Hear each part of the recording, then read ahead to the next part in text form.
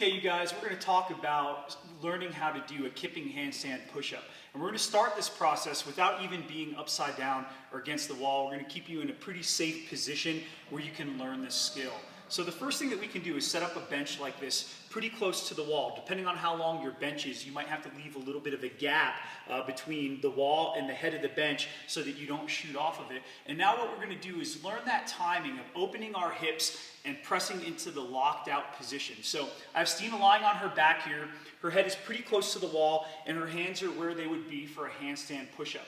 Right now is a good opportunity for us to talk about getting the knees up high so that we have enough throw from our hip rather than having like a muted hip or something short where we're not getting a lot from our kip.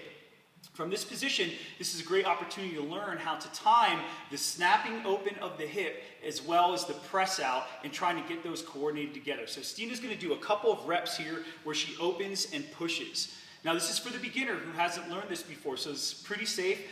It's going to be slow in the beginning, and as they develop the skill, it will speed up and become a little bit more aggressive. We want to be cautious because if you get really good at this and snap those hips, you can slide right off of the bench, so we obviously don't want that to happen. Once there's a level of comfort with this movement, we can take it to the floor and get into a position where we're going to use an ab mat, and we're going to be a little bit of a distance away from the wall. A good measuring point for this is going to be to lie with your feet against the wall, similar to a wall walk, and have that ab mat with your nose in about the center of it. That's going to be a good starting place.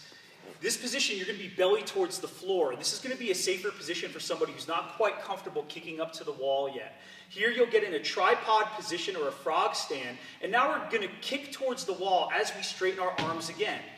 We're learning that timing of the hip opening and the arms extending, and it's going to be a pretty low speed, but that's okay because we're just trying to develop the skill and get a feel for it. Again, this is a safe progression, and it's an easy, low consequence way for somebody to learn this skill before we get them upside down.